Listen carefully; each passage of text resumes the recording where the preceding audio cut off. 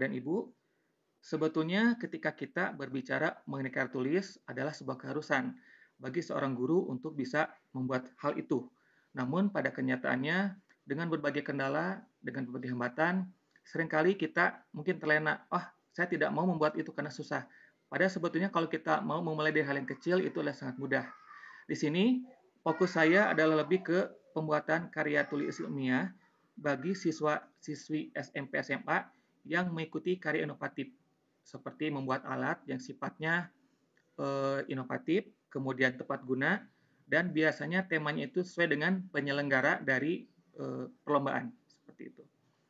Adapun paparan materi yang akan saya sampaikan di antaranya yaitu yang pertama mengenai pengertian karya tulis ilmiah, kemudian kedua jenis karya tulis ilmiah, yang ketiga tahap penyusunan, yang keempat sistematika penulisan.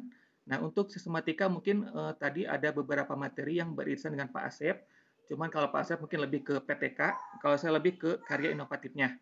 Dan meskipun berbeda, tapi tetap karya inovatif untuk kenaikan pangkat itu tetap diperhitungkan.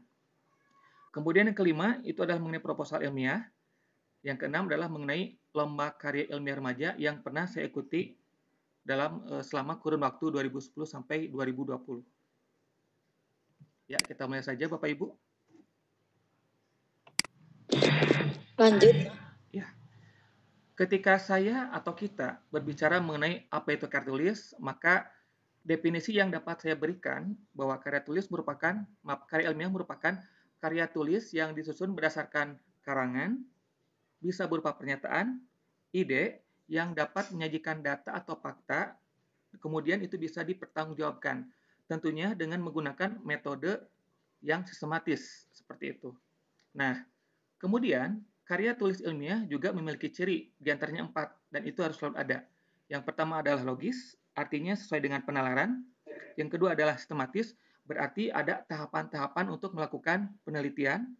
Kemudian objektif, artinya benar apa adanya ketika kita melakukan penelitian.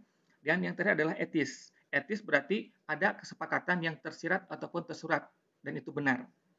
Nah, kemudian berbicara mengenai karya ilmiah tidak akan dipisahkan dengan artikel ilmiah. Ketika kita berbicara karya ilmiah, itu adalah karya tulis yang dibuat oleh kita, kemudian untuk dipertanggungjawabkan. Tapi kalau artikel itu lebih ke fokusnya adalah lebih ke ketika artikel itu dibuat, ketika karya ilmiah dibuat, maka itu akan dibuat ke dalam bentuk jurnal. Jadi kalau artikel ilmiah itu adalah karya ilmiah yang dibuat dalam bentuk jurnal. Ada tujuan untuk proceeding tertentu. Seperti itu. Selanjutnya,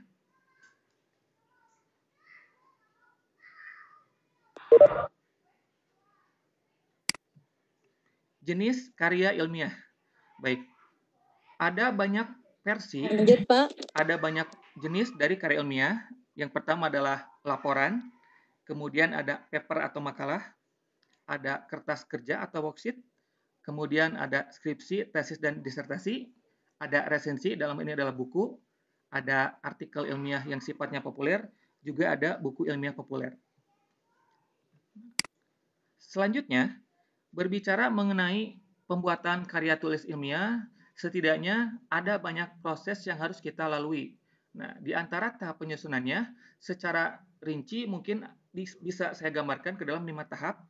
Yang pertama adalah tahap persiapan, bisa berupa studi literatur, bisa berupa penarikan kesimpulan, ataupun kita melakukan investigasi penelitian. Kemudian, dari proses tersebut kita melakukan pengumpulan data, bisa berupa data primer dari jurnal, bisa berupa data sekunder dari buku, ataupun berupa data tersier dari penggunaan internet, seperti itu. Kemudian, kita juga akan melakukan proses pengorganisasian dan pengonsepan. Konsep mana yang akan kita pakai ketika kita akan membuat suatu karya ilmiah. Kemudian, kita akan membandingkan teori yang satu dengan teori yang lain. Halo, Pak Indra, terputus-putus. Ya, Ibu. Selanjutnya adalah pemeriksaan. Nah, pemeriksaan atau penyuntingan konsep. Kira-kira pada saat kita melakukan penelitian, konsep apa yang akan kita pakai? Kemudian pada tahap terakhir, itu adalah proses yang sifatnya harus dilakukan karena berbicara mengenai penyajian atau pengetikan karya yang akan kita buat.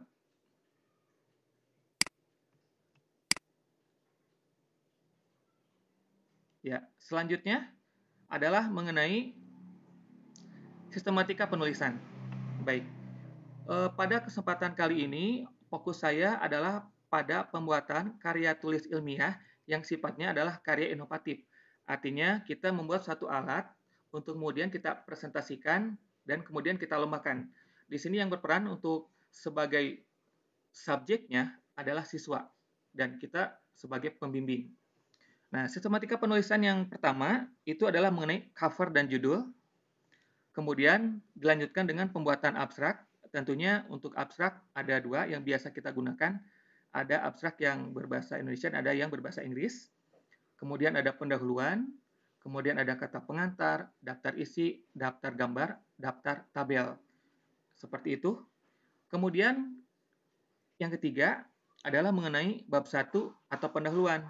Biasanya secara umum meliputi latar belakang masalah, rumusan masalah, tujuan, manfaat. Pada beberapa literatur itu ada yang menambahkan luaran yang diharapkan. Jadi sejauh mana feedback yang mungkin muncul ketika kita membuat karya tulis ini. Selanjutnya adalah bab 2, kajian teoretis. Nah, di sini kita akan melakukan kajian pustaka, teori apa yang dipakai, kemudian bagaimana dampaknya, seperti itu. Kemudian untuk selanjutnya ada bab 3, metode penelitian. Inilah yang akan menjadi alat ketika kita akan melakukan pembuatan karya tulis ilmiah. Apakah berupa eksperimen, apakah berupa kuasi, ataupun berupa R&D atau Research and Development. Kemudian kita lanjut ke bab 4, pembahasan. Kemudian ada bab 5, penutup. Ada daftar pustaka. Kemudian ada lampiran-lampiran. Biasanya lampiran itu harus lengkap. Ada yang berupa dokumentasi, kemudian surat perizinan, ataupun hal yang sifatnya mendukung akan kelengkapan dari pembuatan karya tulis ilmiah. Baik, sesuai dengan judul yang saya tampilkan di halaman awal, di sini saya akan memberikan tips dan trik bagaimana cara. Halo Pak Indra, Ya Bu, terputus-putus ya. ya mungkin sinyal Bu, dilanjut saja. Ya, di sini karena sesuai dengan judul. Suaranya tidak terdengar Pak Indra. Ya, sebentar Bu. Apakah terdengar Bu suara saya sekarang? Terputus-putus Pak. Tapi terdengar. Lanjut Pak. Ya, lanjut. Terima kasih. Lanjut Pak, dilanjut. Ya, terima kasih. Sesuai dengan judul yang saya sampaikan di halaman muka, di sini saya akan memberikan tips dan trik yang saya temukan dalam bentuk best practice saya. Yang pertama, ketika kita buat judul karya ilmiah, yang pertama itu adalah harus singkat. Kemudian yang kedua, mampu menggambarkan keseluruhan isi artikel. Yang ketiga, deskriptif dan informatif. Nah, yang keempat, ini ada pilihan. Ketika kita menentukan judul, bisa di awal ataupun di akhir. Nah, untuk judul, ada tips yang mungkin bisa saya sharingkan kepada Bapak Ibu partisipan. Yang pertama, judul itu harus menarik.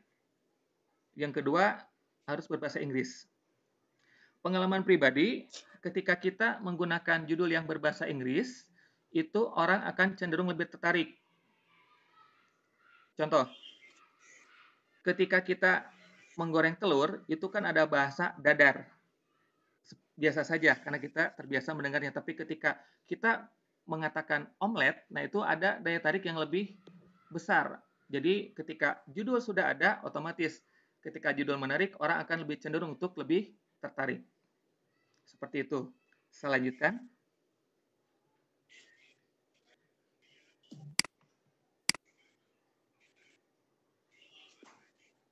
Nah, untuk abstrak, pada bahasan di awal tadi disampaikan untuk abstrak itu ada yang harus kita buat dalam versi bahasa Indonesia juga dalam versi bahasa Inggris. Nah, untuk bahasa Indonesia saya rasa kita tidak punya masalah. Tapi ketika kita berbicara abstrak dalam bahasa Inggris, nah biasanya karena kita malas untuk membuatnya, kita suka copy paste di Google Translate. Padahal itu sebaiknya dihindari karena ketika kita menggunakan Google Translate, kita bahkan tidak memahami itu bahasa Inggrisnya apa. Nah, untuk abstrak itu ada yang harus diperhatikan. Yang pertama, abstrak merupakan ringkasan keseluruhan artikel yang meliputi tujuan, metode, hasil, dan simpulan. Disarankan ketika ada tujuan itu dilakukan penomoran. Nah, kemudian nanti pada saat hasil itu ada yang namanya prosentase atau gambaran dari penelitian. Kemudian untuk abstrak itu berkisar antara 100 atau 200 kata, dan ciri khas yang lainnya adalah ada kata kunci, biasanya dicetak tebal atau miring. Seperti itu. Catatan juga diperbolehkan menggunakan kata yang tidak muncul dalam judul.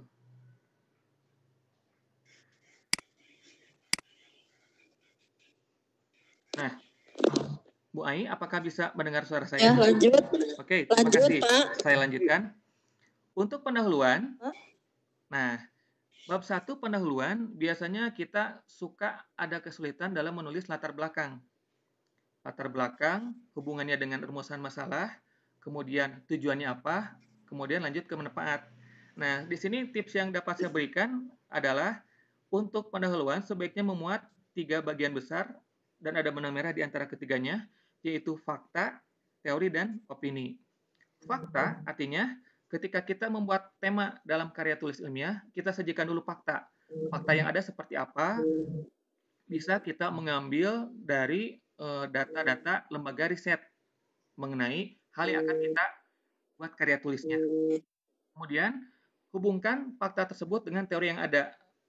Nah, kalau misalkan hubungannya sangat bagus, berarti bisa kita tarik garis benang merah.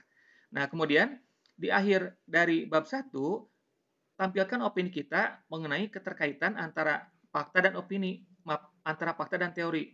Ketika ada kontraindikasi, berarti itu harus kita kaji ulang. Biasanya opini yang bagus terbentuk dari keterkaitan antara fakta dan teori. Selanjutnya, untuk kajian teoretis atau bab 2 atau kita menyebutnya tinjauan pustaka. Nah, biasanya kita bingung, ini mana sih yang akan kita jadikan sebagai dasar teorinya. Saya akan memberikan contoh. Misalkan saya membuat alat pendeteksi gempa sederhana. Berarti konsep yang harus muncul adalah apa itu gempa, apa itu alat pendeteksi, mungkin dalam hal ini sensor, kemudian apa dampaknya bagi kehidupan. Itu dibuat runutan. Mungkin contohnya yang saya berikan, apa itu alat pendeteksi atau sensor, apa itu gempa, kemudian bagaimana dampak gempa terhadap kehidupan. Itu runutan yang bisa diberikan. Jadi tipsnya adalah pola materi harus sesuai dengan urutan judul. Nah, untuk hipotesis, karena kita berbicara mengenai karya inovatif, itu pilihan ya. Hipotesis biasanya muncul pada penelitian sifatnya eksperimen atau kuasi, sementara kita lebih ke karya inovatif.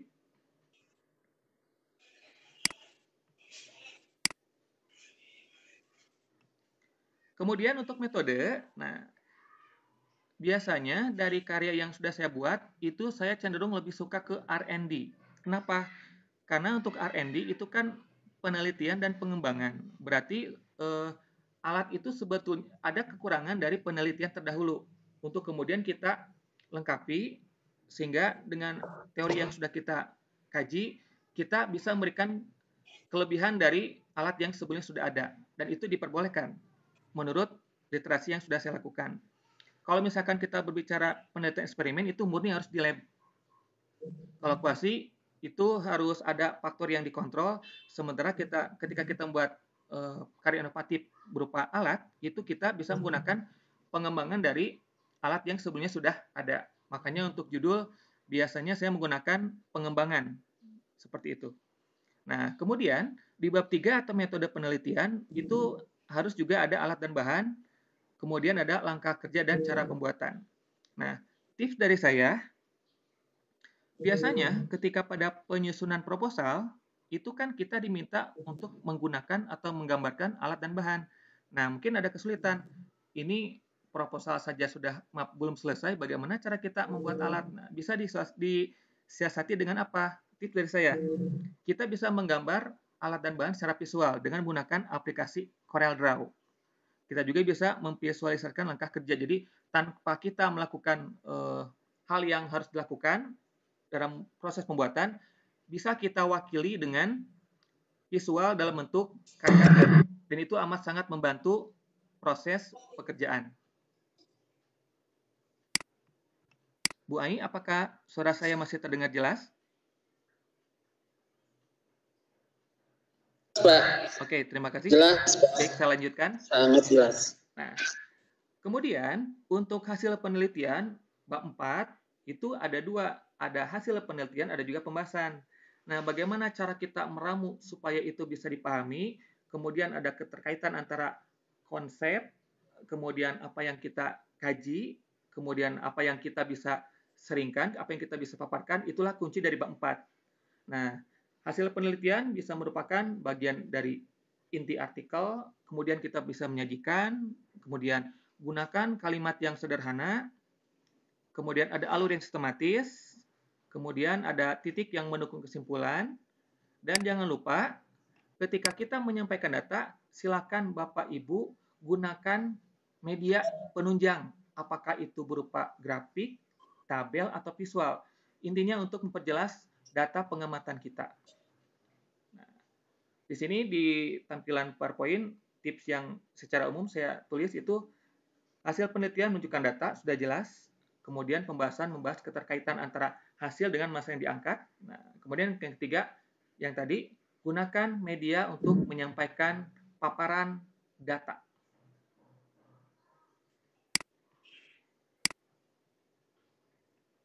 Selanjutnya untuk kesimpulan dan saran. Nah, pada beberapa literatur itu ada yang menyebutkan kesimpulan dan saran. Ada juga yang menyatakan kesimpulan dan saran. Sebetulnya itu sama saja, hanya perbedaan nomenklatur saja. Tapi intinya di bab kesimpulan dan saran atau bab 5 itu harus ada jawaban dari permasalahan dan ada implikasi penelitian. Nah, tipsnya tidak lebih dari kepenyertaan. Apa itu implikasi? Bisa berupa saran untuk penelitian ke depan. Ketika kita berpikiran, oh ternyata alat yang kita buat ada kelemahan, silakan itu dinyatakan dalam saran untuk kemudian ketika ada yang membaca bisa melakukan penelitian lebih lanjut. Penutup seperti ini ya. Mungkin sama dengan slide yang barusan. Ya, untuk daftar pustaka itu menggunakan Harpad, ada contohnya, ada Ari Kunto Suarsimi, tahunnya, kemudian nama judulnya, penerbit, dan tempat lokasi penerbit. Dan ini harus merupakan literatur yang dipakai, jangan asal kita comot, kita tidak memakai buku itu, kita tidak memakai literatur, tapi kita tampilkan itu tidak boleh.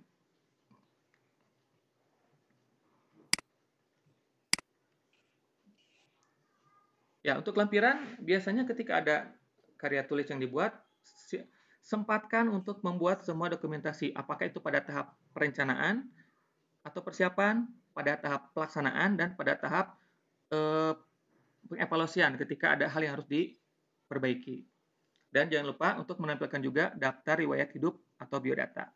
Nah, di sini tipsnya bisa menggunakan data primer, sekunder, dan tersier. Jadi ketika kita menggunakan data dari LIPI, ya tampilkan data referensi itu. Ya, selanjutnya, nah, ketika tadi saya berbicara mengenai karya tulis ilmiah, itu adalah karya tulis ilmiah secara utuh. Sementara pada beberapa event yang disengaja diselenggarakan oleh penyelenggara, apakah itu dari universitas atau badan riset, biasanya yang diminta adalah proposal dulu. Nah, jadi proposal ilmiah itu sistematikanya adalah satu, ada halaman judul, ada daftar isi. Nah, kemudian dari bab 1 sampai bab 1, bab 23 itu masih ada di proposal. Jadi proposal itu dari halaman judul, daftar isi, bab 1 sampai 3 sudah, bab 4 belum karena kita belum melakukan penelitian. Kemudian dengan daftar pustaka dan juga lampiran. Itu hanya proposal saja. Jadi ketika ada perlombaan dan diminta proposal, maka sistematiknya seperti ini. Dari halaman judul, daftar isi bab 1 sampai 3, daftar pustaka dan lampiran. Belum ke bab 4. Itu adalah sistematika untuk proposal. Lain halnya ketika kita sudah lolos seleksi proposal, maka secara utuh tampilan itu adalah dari bab 1 sampai bab 5 dan ke lampiran.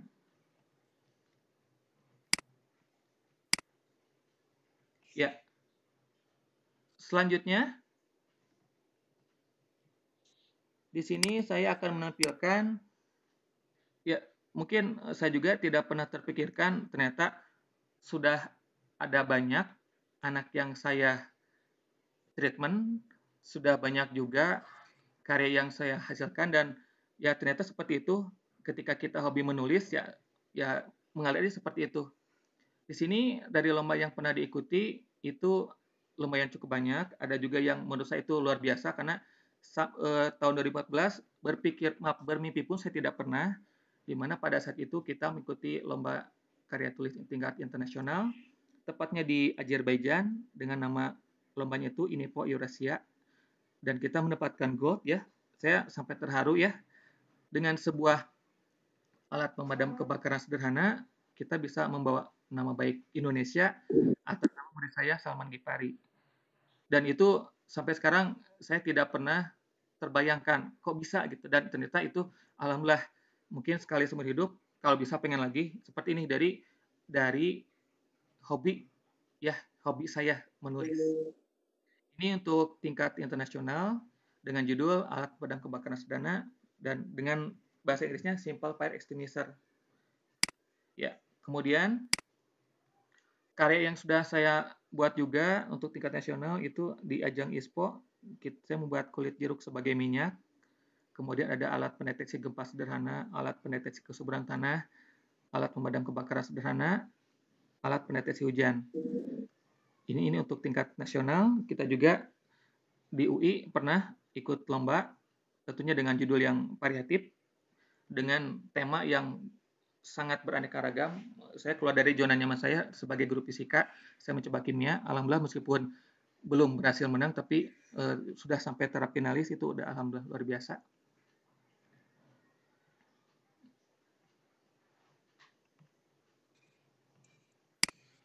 Kemudian untuk tingkat kabupaten, ya saya pernah membuat kertas dari kulit durian, kemudian ada kompor surya, kemudian ada kompor 3 susun, kemudian saya juga pernah membuat kulit nanas sebagai lotion anti nyamuk, alhamdulillah kita menang. Kemudian saya juga pernah membuat tulisan akar kemuning sebagai alat kontrasepsi alami. Seperti itu. Ini saya tampilkan pasukan saya, anak-anak KIR di SMA 1 Cikembar yang saya treatment, kemudian mereka punya pengalaman dan saya rasa pengalaman mereka adalah investasi besar buat saya untuk terus menulis, untuk terus berkarya. Mungkin demikian Bapak Ibu presentasi yang dapat saya sampaikan. Mohon maaf ada banyak kekurangan. Mungkin untuk kurang lebihnya itu adalah karakter saya dan silakan nanti kalau ada pertanyaan